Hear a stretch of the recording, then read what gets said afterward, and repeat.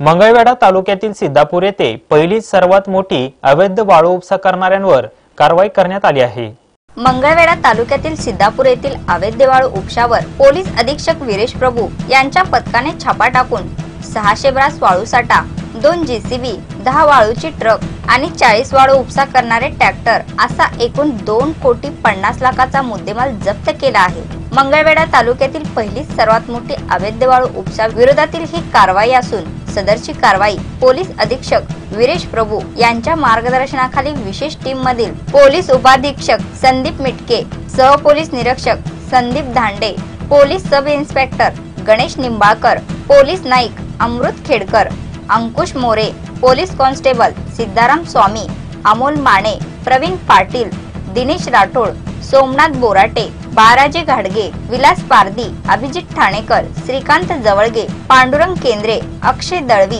Amol Jadhav, Balaji Nagargoje, Vishnu Bade, RCP platoon number 5 या टीमने काम केले आहे। माननीय पोलीस अधीक्षक सोलापूर ग्रामीण श्री एस वीरेश प्रभू सर यांच्याकडे प्राप्त झालेल्या तक्रारीनुसार सिद्धापूर या गावामध्ये अवैधरित्या वाळू उपसा चालू आहे अशी तक्रार प्राप्त झाल्यानंतर माननीय पोलीस अधीक्षक यांच्या विशेष पथकाने सिद्धापूर या ठिकाणी धडक कारवाई करत एकूण अवैधरित्या वाळू भरणा करणारे 40 ट्रॅक्टर,